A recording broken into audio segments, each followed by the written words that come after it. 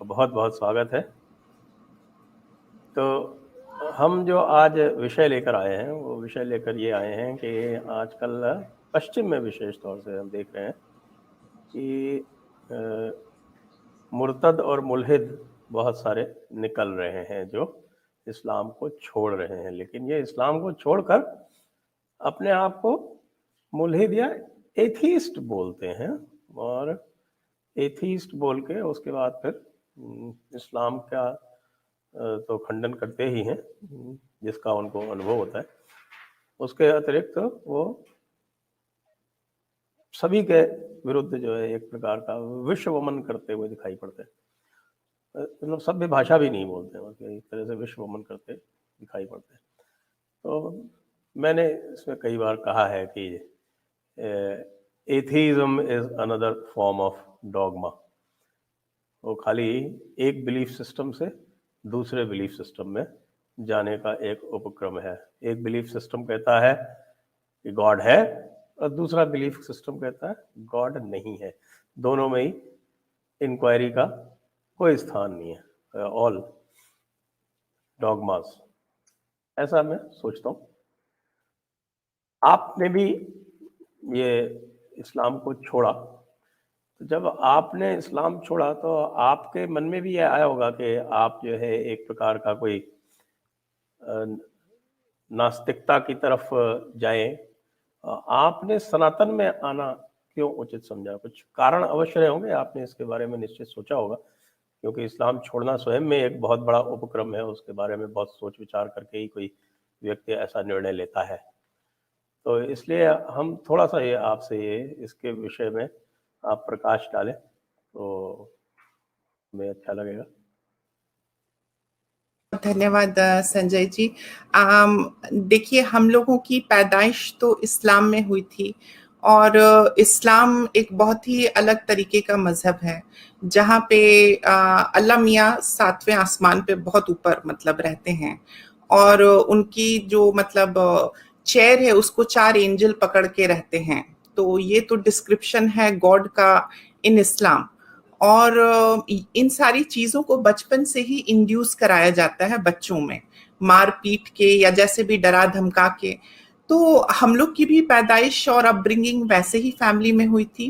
But बड़े होते के साथ साथ मुझे मेरे मन में बहुत सारे क्वेश्चंस थे जो मैं पूछती थी और उसके अगेंस्ट में मुझे मार पीट के चुप करा दिया जाता था, ये कह के कि आप किताब को क्वेश्चन नहीं कर सकती हैं, आप अल्लाह रसूल और इन सारी चीजों को आप क्वेश्चन नहीं कर सकते हैं।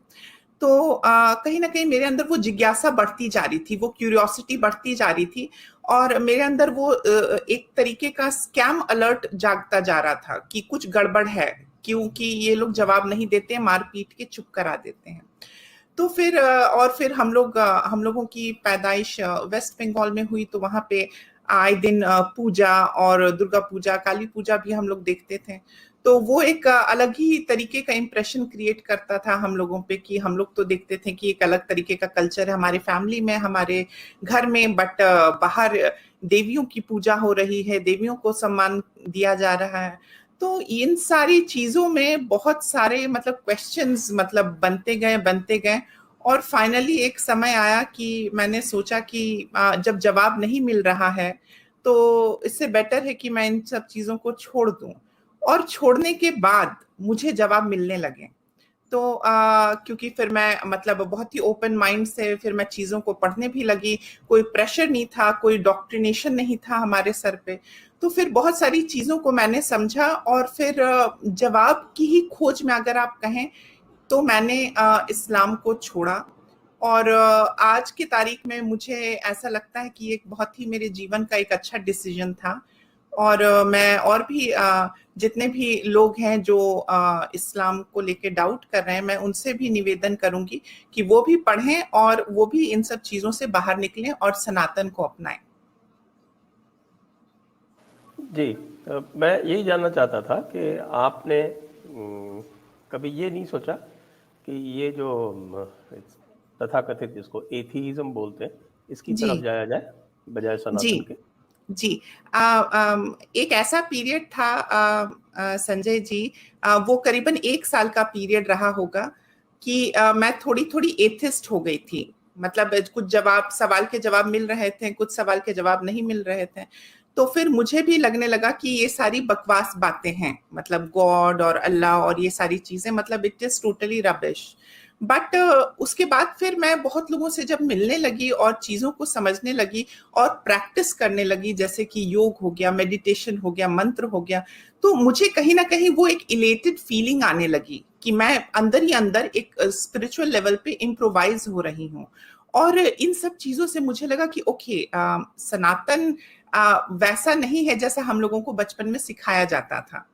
तो इन सब चीजों की अनुभूति होने के बाद मेरा इन सब चीजों पे ज्यादा इंटरेस्ट बढ़ा और रुझान बढ़ा, और फिर आज तो फिर फाइनली मैं हर ही कुछ प्रैक्टिस करती हूँ सनातन का।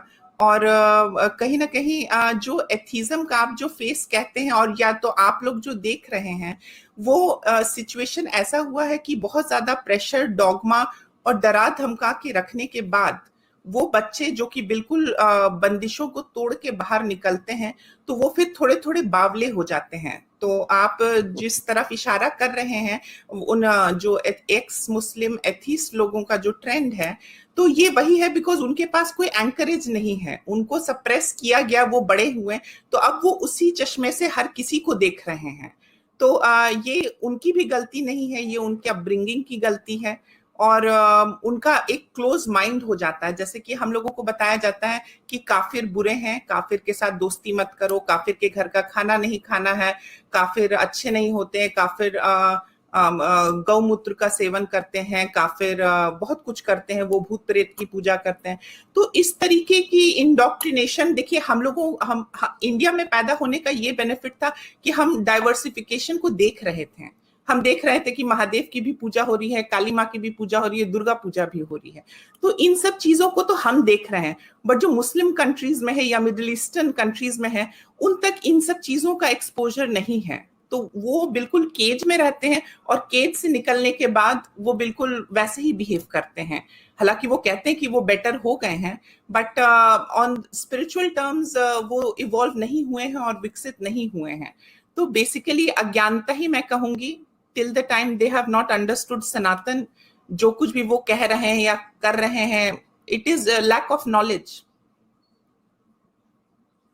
जी, आप सही कह रही हैं, it is lack of knowledge. और इसमें एक चीज़ ये भी आती है कि मुझे ऐसा लगता है कि ये जो तथाकथित एथीस्ट हैं, ये एक्सटर्नल में या आउटर में ही लगे हुए हैं। जिस प्रकार से जो मसीही धर्म है, चाहे वो ईसाई धर्म हो या चाहे वो इस्लाम हो, वो अल्लाह को सदैव अपने बाहर देखता है या गॉड को हमेशा अपने से बाहर देखता है। उसी प्रकार जो एथीस्ट भी इन अनुभवों से जो आते हैं और जिनको, जैसा आपने सही कहा कि जिनको इस प्रकार का एक्सपोजर नहीं होता है जैसा आपको था, तो उनको यही लगता है कि जो कुछ भी है वो सब हमसे बाहर ही है, it is all outer mind, जिसको वो समझते हैं। आउटर माइंड के अतिरिक्त जो इनर माइंड होता है उसकी तरफ उनकी कोई चेतना होती नहीं है, और उस चेतना को वह विकसित करने का कभी प्रयास भी नहीं करते हैं। आपने इस चेतना के स्तर पर क्या अंतर देखा? सर, पहले जो हम लोगों का सोच था वो बहुत ही लीनियर था, और बहुत ही एक तरीके से कहा जाए तो इन्फ्लुएंस्ड था जो पिक्चर हमें दिखाया जाता था।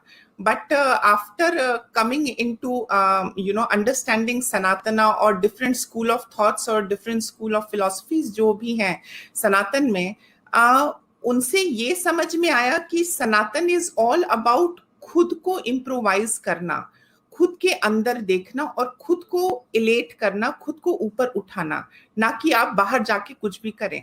तो ये एक चीज मुझे बहुत ही अच्छी लगी अबाउट सनातन धर्म, कि ये खुद की इंजीनियरिंग पे फोकस करते हैं और खुद की इंजीनियरिंग को एम्फसाइज करते हैं। एंड यहाँ पे कोई भी चीज की बंदिश नहीं है। आप किसी भी मार्ग को लेके सत्य की खोज में आप निकल सकते हैं, आप किसी भी मार्ग को फॉलो कर सकते हैं। एंड मुझे जहां तक लगता है Sanatan is all about liberating उस माइंडसेट से जो क्लोज्ड माइंडसेट है।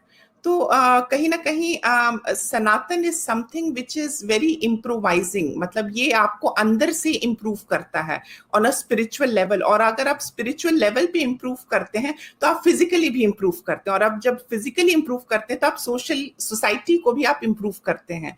तो Sanatan is very scientific approach to living. और ये सब जो कि डॉगमा और वो सब डेजर्ट कल्ट में ये सारी चीजें नहीं हैं। तो सनातन का जो नॉलेज एस्पेक्ट है, सनातन का जो ट्रांसेंडेंटल एस्पेक्ट है, और जो स्पिरिचुअल साइड है, इससे मैं बहुत ज्यादा इम्प्रेस हुई थी, और इसी खोज में मैं सनातन के मार्ग पे चली।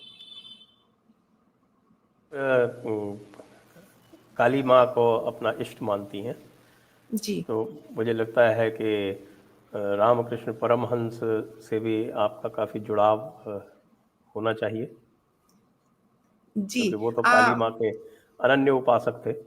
जी देखिए संजय जी, मेरा खुद का एक एक्सपीरियंस रहा है, और उस एक्सपीरियंस के बाद देखिए इस एक्सपीरियंस को कई लोग रैशनल तरीके से देखते हैं, कई लोग स्केप्टिसिज्म के तरीके से देखते हैं।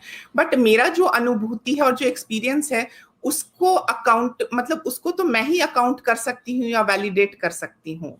और जी, जब तक ऐसी बिल्कुल सही। अनुभूति और एक्सपीरियंस ना हो, कोई इंसान इतना स्ट्रॉन्ग डिसीजन कैसे ले सकता है फर्मली, मतलब कि मुझे यही एंकर होना है।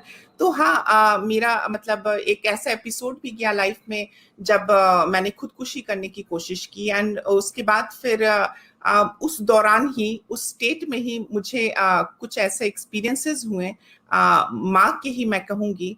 और बस उसके बाद से फिर सब कुछ बदलने लगा, और फिर मुझे लगा कि ये स्पिरिचुअल पाथ और ये स्पिरिचुअल इवॉल्वमेंट ये सनातन में ही इंसान एक्सपीरियंस कर सकता है। एक higher way of living, higher way of understanding और अवेयरनेस। जिस तरीके से हम, अगर मतलब ये मेरा खुद का मानना है, अगर मैं मंत्र का उच्चारण करती हूँ तो थोड़ी देर के लिए मैं बिल्कुल डिस्कनेक्ट हो जाती हूँ सारी चीजों से, और मुझे ऐसा लगता है कि मैं I am floating in a different awareness. तो ये सारी साइंटिफिक एस्पेक्ट सनातन की बहुत ही इंटरेस्टिंग है, जिसको अक्सर लोग मिसअंडरस्टैंड करते हैं, अपने डॉगमेटिक दिमाग के हिसाब से पेंट करने की कोशिश करते हैं। सो इस चीज को अपने लाइफ में इनकलकेट करके मेरी लाइफ इंप्रूव हुई है। पहले मैं कहूँ तो मैं एक मॉन्स्टर थी, और आज के समय में मैं कहूँ तो इन सारी चीजों को सीखने और समझने के बाद, एक्सपीरियंस करने के बाद, मैं एक अच्छी इंसान हूँ, और मैं सोसाइटी को कुछ कंट्रीब्यूट करने की क्षमता में हूँ, और कंट्रीब्यूट करके मैं जाऊंगी। जी, बड़ा सुंदर विचार है आपका। आपको आपके पुराने समाज से भी लोग अभी भी संपर्क करते हैं क्या? जानने का प्रयत्न करते हैं कि आपका जो ये ट्रांसफॉर्मेशन हुआ, उसमें कोई रुचि दिखाते हैं क्या? नहीं नहीं सर, ये आपको मैं बताती हूँ क्लियर पिक्चर कि ये जो एक है ना, जो झूठ जो कि मजहब के नाम पे जो फैलाया जाता है, ये झूठ से जब लोग बाहर निकल जाते हैं तो वो सैंक्शन किया गया है कुरान में कि आप उसको मार दें। आप वैसे लोगों का apostasy should be beheaded, apostate should be beheaded। So इस तरीके की चीजें हैं। तो अब आप कैसे एक्सपेक्ट कर सकते हैं कि कोई मुझसे पूछेगा कि आप कैसी हो, या कुछ मदद ले लो, या कुछ ऐसे कर लो। सो बिकॉज ये बिलीव शेक करने वाली बात हो गई है। तो वहां से निकलने के बाद वो लोग पूछते नहीं हैं, उल्टा वो लोग गम मनाते हैं और खुशी भी मनाते हैं। मेरे कितने सारे रिलेटिव्स हैं जो लोग कहते हैं कि अगर तुम मर गई होती तो अच्छा होता, या तुमको कोई मार दिया होता तो अच्छा होता। तो आप एक्चुअली मतलब आपने जो सवाल पूछा है, आप एक बारबेरिक कल्चर से क्या एक्सपेक्ट कर सकते हैं, जो कि हर चीज पे तलवार लेके वो दौड़ जाते हैं। तो उससे आप क्या एक्सपेक्ट कर सकते हैं? ये तो हमारा सनातन संस्कृति है कि हम आरती लेते हैं, आरती की थाली उठाते हैं और लोगों का स्वागत करते हैं। वहां पे ऐसा कुछ नहीं है। जी, नहीं, मैं ये जानना चाहता था कि अगर आपकी देखा-देखी कुछ और लोगों में भी ये प्रेरणा जागी क्या? सर, प्रेरणा तो बहुत लोगों में जागती ही होगी निश्चय ही, बट लोग बोलते नहीं है बिकॉज लोग आजकल की सोसाइटी में, हिपोक्रेट सोसाइटी में, दोनों हाथों में लड्डू रखना चाहते हैं। लोग ऐसे भी रहना चाहते हैं, वैसे भी रहना चाहते हैं। तो ये लड्डू बिजनेस लोगों को ले डूबता है, सोसाइटी को भी ले डूबता है। तो जिस तरीके से गीता में श्री कृष्ण कहते हैं कि मतलब आप बुराइयों को छोड़ें और अच्छी चीजों को आप अपनाएं और अपना धर्म को पूरा करें और आगे आप बढ़ते चले जाएं, तो ये सारी टीचिंग्स तो वहां पे नहीं है। तो इंडोक्ट्रिनेशन इस कदर है और डर का माहौल है कि कोई चाह के भी नहीं बोल पाता है, और जो लोग बोल लेते हैं तो फिर वो आउटकास्ट हो जाते हैं। जैसे कि मैं, तो अगर मैं किसी मुस्लिम एरिया में घूमती हुई दिख गई तो फिर कुछ भी, वो पैर सर से जुदा, कान तन से जुदा, ये सब हो जाएगा मेरे साथ भी। तो हम एक्चुअली बात कर रहे हैं, या हम एक्चुअली समझने की कोशिश कर रहे हैं एक spiritual human civilization versus a cult. तो ये दो चीजें बिल्कुल अलग हैं। तो वो इतना ज्यादा लेवल पे इंडोक्ट्रिनेट हो जाता है लोगों के दिमाग में कि लोग जानते हैं कि झूठ है, बट वो निकलना नहीं चाहते हैं कि पापा क्या बोलेंगे, मम्मी क्या बोलेंगी, पति क्या बोलेंगे, बच्चे के दूध का पैसा कैसे आएगा, बच्चे की पढ़ाई का खर्चा कौन उठाएगा। तो ये सारी चीजें हैं, और इन सारी चीजों का मेरा मानना है कि हल इंसान खुद ही कर सकता है। एक वक्त में मैं डस्टबिन से भी खाना निकाल के खाती थी। तो हर इंसान को हर फेज से गुजरना पड़ता है। तो अगर आप कुछ अच्छी चीज के लिए कुछ बुराई को छोड़ रहे हैं तो डेफिनेटली जो ट्रांजिशनिंग फेज रहेगा वो इतना स्वीट और स्मूथ नहीं रहेगा। तो आई थिंक हर किसी को एम्ब्रेस करना चाहिए, वो अपने अंदर जागृति और वो बोध लाना चाहिए कि वो बुराइयों का त्याग करें और अच्छाइयों को अपनाएं।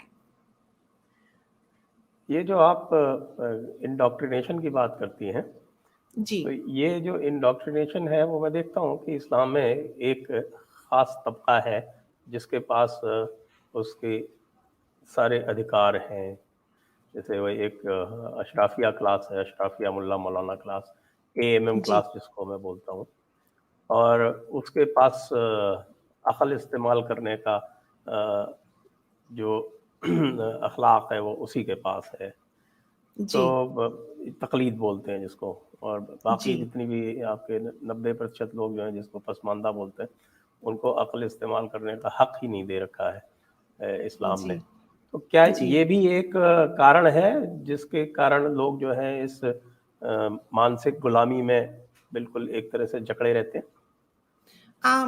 सर देखिए, ये आपने जो कहा है, मैं इस चीज को थोड़ा इलैबोरेट करके समझाना चाहूंगी आपके दर्शकों जी जी। को, और आपके साथ शेयर करना चाहूंगी कि सर ये जो इस्लाम है इसमें भी कास्ट सिस्टम है। सैयद हैं, फिर शेख हैं, फिर खान हैं, फिर अंसारी है, फिर कसाब है, फिर और नीचे चले जाते गए हैं, बहुत सारे इनमें भी कैटेगरीज हैं। तो ये जब हंसते हैं कि हिंदुओं में कास्ट सिस्टम है, तो हिंदुओं को पता होना चाहिए कि इस्लाम में भी बहुत सारी इस तरीके की सेग्रीगेशंस हैं। और अपार्ट फ्रॉम दैट यहाँ पे पावर का एक जंग है, मतलब ताकत का जंग है। या तो अपने ओपोनेंट के साथ आप लड़े, या तो फिर आप खुद में ही लड़ते रहें। तो ये खूबसूरती है मतलब इस मजहब की, कि अगर ओपोनेंट के एब्सेंस में आप इनवर्ड एक दूसरे में भी लड़ सकते हैं। तो basically Islam as an organization, if I am suppose to describe, it is like it is like a, you have seen the tail of a lizard। अगर किसी कारणवश एक छिपकली की दुम गिर जाती है तो वो फिर से ग्रो हो जाती है। अगर किसी बैटल में एक केकड़े का हाथ कट जाता है तो वो फिर से ग्रो कर जाता है। So it is like that only कि अंडर थ्रेट ये लोग तुरंत चीजों को डिस्कार्ड करेंगे और अबॉलिश करेंगे, बट ये फिर से ग्रो बैक कर जाएंगे। तो there is only one Islam, there is only one Islam that has been documented as Quran। और कोई भी इस्लाम नहीं है और कोई भी कुरान नहीं। कुरान एक है, अल्लाह एक है, हुजूर सल्लल्लाहु ताला अलैहि वसल्लम एक हैं। और इन सब बातों पे जो लोग मतलब ये करते हैं, उन लोगों को इनसिक्योरिटी रहती है, तभी वो इधर उधर का सहारा लेते हैं। अंत में ये कुरान को ही मानते हैं और अल्लाह को ही मानते हैं। और अल्लाह बताते हैं कि मोमिन आप काफिरों से दूर रहें, या तो आप काफिरों को मोमिन बनने की मतलब आप उन्हें एजुकेट करें और उन्हें इंस्पायर करें। तो the theory is very simple but आपने जैसे कहा और आपके चैनल पे भी मैंने देखा है कि आपस में ही लड़ रहे हैं, इनको मतलब सपोर्ट चाहिए और बहुत कुछ है। तो अगर आपको इतनी तकलीफ है तो आप छोड़ के सनातन में आए। हम लोग थोड़ी ही अरब से घोड़े पे बैठ के तलवार लेके आए थे, मेरे पूर्वज वो तो हिंदू थे ही। वो तो किसी कारणवश उन लोगों ने कन्वर्ट किया कुछ रीजन से। हम लोग अरब तो है नहीं। तो आप अपने रूट के तरफ तो वापस आ ही सकते हैं। तो ये हिपोक्रेसी है, ये वर्गलाने का, और ये एक अलतकिया है सारे हिंदू समाज के प्रति कि वो थोड़े से डिस्ट्रैक्टेड हो जाएं और डेविएटेड हो जाएं सब्जेक्ट से। बिकॉज इनका तरीका ही है कि हम कभी भी एक्सटिंक्ट ना हो, और एक्सटिंक्शन के लिए, एक्सटिंक्शन से बचने के लिए इनकी जो स्ट्रैटेजीज है वो है 1,000 बच्चे पर फैमिली। इनका जो मतलब कल्चर है, और या जो Quran even advocates, that is one strategy. Second is fear of the unseen, जो किसी ने देखा नहीं उसका डर कायम करके रखना। ये लोग जवाब इसी वजह से नहीं देते हैं, और कहते हैं क्योंकि अगर जवाब ये देंगे तो सामने वाला खुद रीजन करने लगेगा और खुद को ही मतलब कॉन्टेम्पलेट करने लगेगा। तो ये जवाब ही नहीं देते हैं, मार पीट के चुप करा देते हैं। तो चाहे वो सैयद हो, शेख हो, चाहे वो आप अशराफ हो, पशमानदा हो, अंसारी हो, कसाब हो, जो कोई भी हो, ये हैं इस्लाम के मानने वाले। और इनकी एक किताब है कुरान। तो आई थिंक मैंने मतलब एक्सप्लेन कर दिया है कि ये deviations is just for distraction, and लोगों को इन डेविएशनों को समझना चाहिए। बिकॉज इसी तरीके से ये बहुत सदियों से इंडिया में अपना घर बनाए हुए हैं। जी, तो इसका जो प्रैक्टिकल मैनिफेस्टेशन है, जो जी व्यवहार में जो इसका चित्रण आता है, रूप आता है समाज में, तो ये जो अशराफ और पसमानदा के जो पावर इक्वेशंस हैं, ये किस तरह से चलती हैं? सर ये यहाँ पे अगर आप देखें तो this is again battle of power. जो जितना मतलब जो 10 है और 10 के अगेंस्ट में एक खड़ा है तो उसको सब्जुगेट करें। So this religion is entirely based on power. Power hungry religion है ये। तो अब जिसके पास भी कल हो के पशमानदा भी पावरफुल अगर हो जाएंगे तो they might subjugate the weak. तो इसके पीछे इन लोगों की साइंस मतलब अगर कहें तो ये साइंस कुछ भी नहीं है। सारे लोग एक ही कुरान को मानते हैं और एक ही अल्लाह को मानते हैं। इनकी इनकी नेचर है आपस में लड़ना, कमजोरों को दबाना, बाहर के कमजोरों को दबाना, अपने अंदर के कमजोर लोगों को दबाना। तो ये एक बहुत ही नेचुरल फिनोमिनन है। जैसे मैंने आपको पहले भी मेंशन किया, जब बाहर ये लड़ना थक जाते हैं या बाहर लड़ने के लिए कोई सब्जेक्ट नहीं रहता तो ये अंदर ही लड़ना शुरू कर देते हैं। तो यहाँ पे इन लोगों का माइंडसेट सिर्फ लड़ना है। लड़ना, चीजों को हड़प लेना, चीजों के ऊपर अपना मालकाना हक कायम करना और अपनी सुप्रीमेसी को एस्टैब्लिश करना। अब वो एक अंसारी भी कर सकता है, वो एक पशमानदा भी कर सकता है, और वो एक अशराफ भी कर सकता है। बट जो अभी कमजोर हैं वो रो रहे हैं कि हम कमजोर हैं, जो ताकतवर हैं वो चुपचाप एंजॉय कर रहे हैं। तो सर ये इनकी जो एंटायर सिस्टम है ये आपस में ही लड़ते रहते हैं सर। जी, आप सही कह रही हैं, लेकिन आप हमारा एक सेक्युलर तबका है और वो जी कहता है कि ईश्वर अल्लाह तेरे नाम। तो ये ईश्वर अल्लाह तेरे नाम हमने बहुत जगह सुना है, कई जी आपके हिंदुओं के कई सम्मेलनों में सुन लेंगे आप, मंदिरों जी। में भी गाया जाता है। आपने कभी किसी मस्जिद में सुना क्या ईश्वर अल्लाह तेरे नाम? नहीं नहीं सर, मस्जिद में करेंगे तो फिर वो तो वो तुरंत सर तन से जुदा वाली केस हो जाएगी। मस्जिद में तो सिर्फ अल्लाह अकबर और यही सारी चीजें होती हैं, सुनने में आता है अजान। तो ये सारी चीजें सर होती हैं सर। ये मतलब इन लोगों ने एक तरीके का सेंध लगा के रखा हुआ है आज से 700-800 साल पहले, या जब से मतलब गुलामी का वो जो दौर था।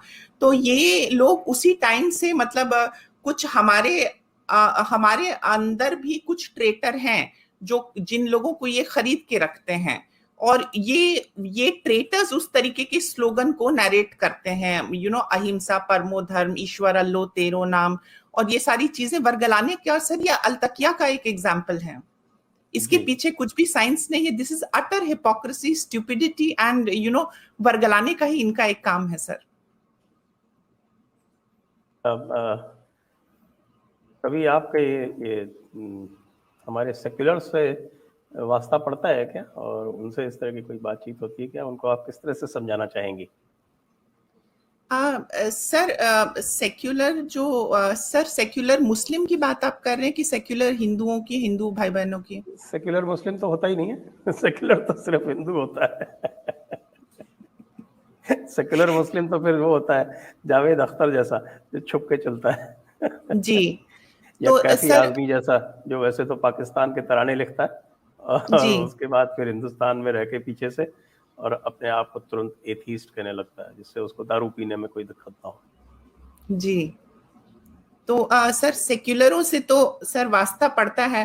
पहले जब मैं इन सब चीजों को एक्सप्रेस करती थी अपने आस पड़ोस या अपने जानकारों में, तो बहुत सारी हिंदू आंटियां और जान पहचान की सेक्युलर आंटियां जो थी, वो कहती थी बेटा ऐसी बातें मत बोलो, बहुत अच्छी बातें अल्लाह ताला कहते हैं, हमारे यहाँ हमारा बेटा फलाने मजार की मन्नत की मतलब है पैदाइश, बेटा आप कुछ जानते नहीं हो अल्लाह के बारे में और हुजूरों के बारे में और बुजुर्गों के बारे में।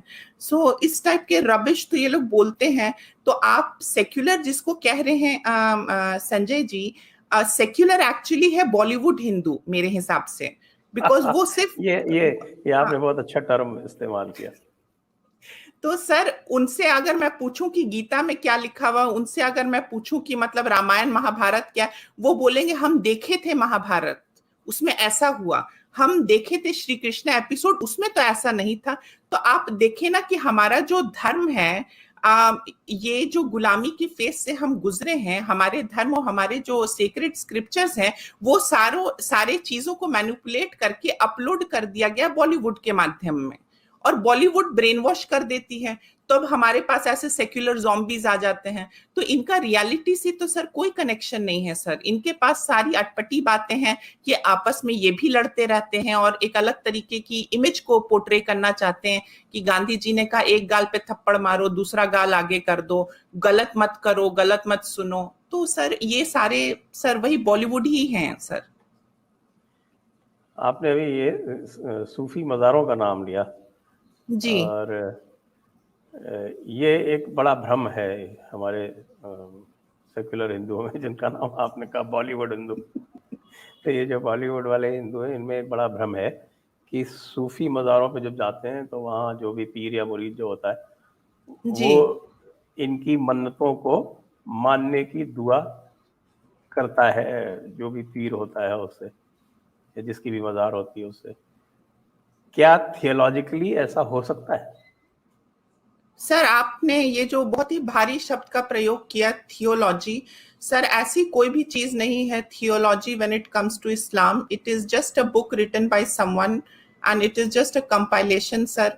तो थियोलॉजी नाम की चीज तो मुझे इसमें दिखती नहीं है, बट इसमें सिर्फ मुझे प्रोपोगेंडा ही दिखता है, कंट्रोल करने का तरीका दिखता है और बेहूदी बातें दिखती हैं, जैसे कि जन्नत में नंगी औरतें दौड़ रही हैं और गधे पे बैठ के भ्रमण कर रहे हैं और इन सारी चीजों को मतलब थियोलॉजी। और आप सर बहुत ही इंटेलेक्चुअल तरीके से आप कंपेयर करना चाह रहे हैं सर। यहाँ पे ना ही साइंस है और ना ही इंटेलेक्चुअल कोई चीज है, यहाँ पे सिर्फ ब्लास्फेमी है इन ट्रू टर्म्स।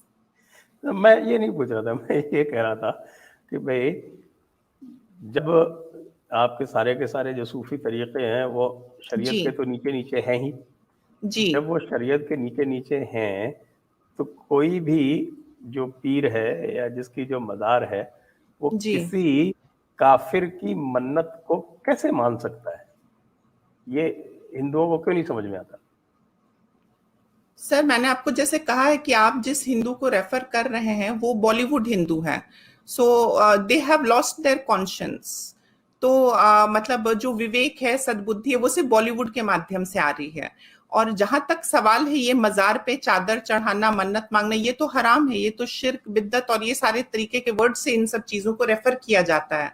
तो ये सब आई थिंक सर ये सब एक धंधा है चलाने का अपना रोजगार, और जिसको जिस तरीके से हो बेवकूफ बना के आप मतलब इस्लाम को बस बढ़ाते रहें। चाहे वो मजार हो। आप देखें ना कि रेलवे लाइन के बीच में मजार निकल आती है, किसी को सपना आता है तुरंत मजार वहां पे बन जाती है।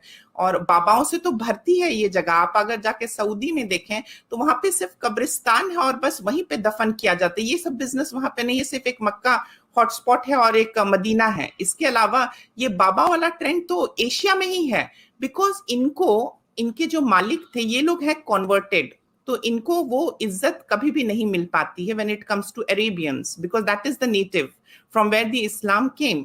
तो ये उन उन तक मतलब उसके पैरेलल होने की कोशिश करते हैं। अब अलग अलग साइंसेस अपना करते हैं।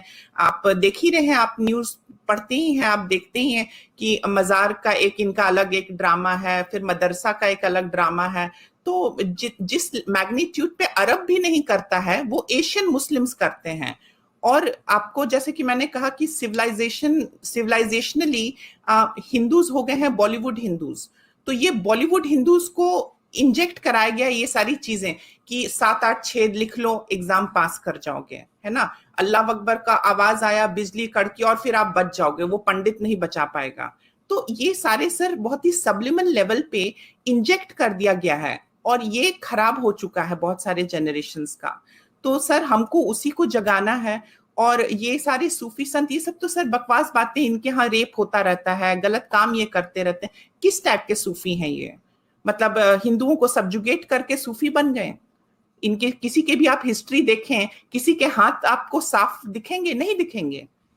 इन सारे लोगों ने कहीं ना कहीं हमारे सनातन संस्कृति को सब्जुगेट किया है, हिंदुओं को सब्जुगेट किया है।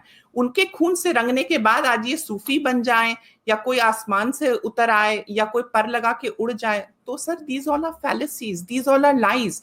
ये हमें इन लोगों को समझाना होगा और बताना होगा। और मेरा ये मानना है कि बाबाओं के फैज से कुछ भी नहीं होता है, जो होता है अल्लाह के फैज से होता है। और अगर कुछ लोग कहते हैं कि बाबा के रहमो करम से मतलब हमारे यहाँ ये हो गया, हम एग्जाम में पास कर गए या ये कुछ हो गया, तो देखिए आप इन अ वे आप अल्लाह को मान चुके हैं। अगर आप बाबा के फैज को मान चुके हैं तो आप अल्लाह की कॉन्स्पिरेसी को भी मान चुके हैं। तो अब मतलब it is a dead and. तो फिर वो जाहिरन तौर पे सिर्फ हिंदू नाम के लिए रहते हैं, बट वो एक्चुअली बन चुके हैं मुस्लिम अंदर से। तो बिकॉज उनका मतलब उनको विश्वास है अपने शास्त्रों पे विश्वास नहीं है, उनको बाबा के मजार पे जाके मन्नत मांगने पे विश्वास है। तो this is all subtle level पे सर मेंटल डेट्यूरेशन इसको मैं कहूंगी। और एक तरीके का माइंड कंट्रोल ये लोग करते हैं।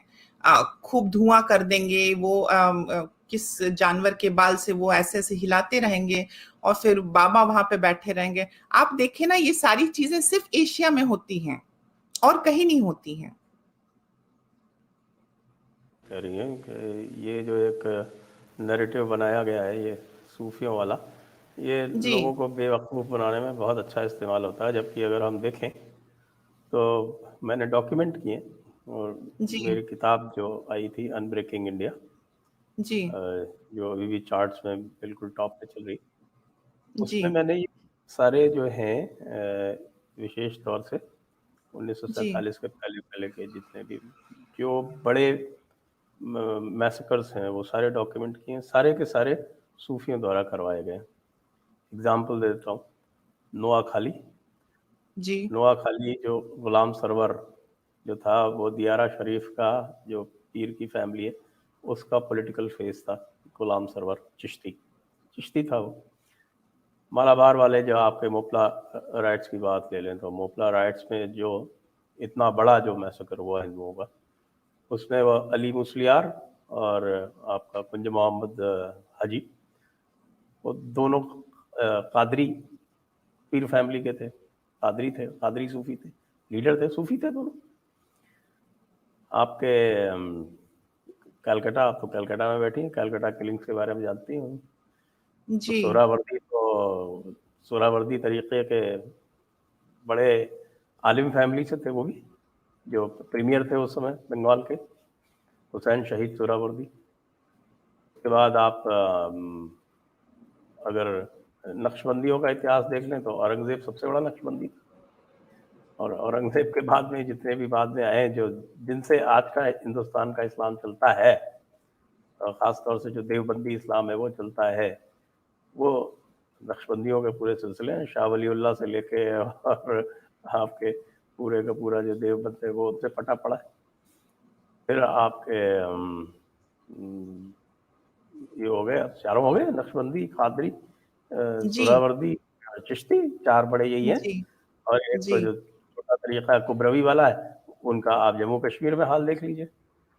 इसलिए ये लोगों को ये समझना ज़रूरी है कि ये जो लोग सूफियों के पीछे भागते रहते हैं या सोचते हैं कि सूफी जो है कुछ अलग है इस्लाम से, इससे बड़ी गलतफहमी नहीं हो सकती। कृपया मेरी पुस्तक पढ़ें, सूफियों के बारे में पूरा चैप्टर है, उसके अंदर सूफी या तसव्वुफ जिसको कहते हैं, वो शरीयत के नीचे नीचे है, न शरीयत से अलग है न शरीयत से ऊपर है। तो जो कुछ भी थोड़ा बहुत भी आप शरीयत को समझते हैं, वो शरीयत में काफिर इंसान नहीं होता। ये सारा जी भी इसकी तायीद करेंगी। इसलिए इनसे बच के रहें। और जी, दर्शकों से अनुरोध करूंगा मैं कि आप कृपया अपने सवालात अब पूछ चलें, क्योंकि अब थोड़ी देर में हम सवाल जवाब पे जाएंगे। जी सारा जी। जी, देखिए, पहले मुझे हिचकिचाहट होती थी इन सब विषयों पे बात करने पे, बट फिर मुझे ग्रेजुअली समझ में आया कि ये एक बहुत बड़ी मतलब चुनौती है मानवता के लिए। मतलब ऐसी ऐसी चीजें जो हो रही हैं और ऐसे ऐसे जो एस्टेब्लिशमेंट हैं, तो फिर मैंने इन सब चीजों के अगेंस्ट बोलना शुरू किया। और बोलने पे तो आप जानते ही हैं, अगर आप सही बात अगर आप कह दें या आप अगर कुछ कह दें तो फिर ये शुरू हो जाते हैं डराना, धमकाना, गाली गलौज, बेहुदी बातें, टिप्पणी। तो अब कहीं ना कहीं इन लोगों की जुबान में अगर मैं कहूँ तो अब मुझे इन सब चीजों से घबराहट नहीं होती है। अब अगर मैं कहूँ तो मेरी भी चमड़ी मोटी हो चुकी है कि आखिर ये कितना क्या कहेंगे, क्या करेंगे, क्या नहीं करेंगे। डर डर का आप डर के बेसिस पे आप ये बिजनेस ज्यादा दिन नहीं चला सकते हैं, चाहे कोई भी हो। आप बात पूरी करें। जी, तो सर ये डराना धमकाना मतलब ये एक हद तक ही चलता है इन लोगों का। और कहीं ना कहीं मतलब सनातनी भाई बहन घबरा जाते हैं। तो हमें इन सब चीजों से भी मतलब सोच समझ के हमें भी इनकी स्ट्रैटेजीज को समझना होगा। बिकॉज ये मतलब डराएंगे धमकाएंगे, अल्लाह अकबर ये चिल्लाएंगे। तो इनकी स्ट्रैटेजीज बहुत ही मतलब अगर आप देखें तो हर जगह एक ही पैटर्न पे होती है। तो इन सब चीजों से हमें अवेयरनेस क्रिएट करना है लोगों को। और आई थिंक तभी हम सुरक्षित रह सकते हैं।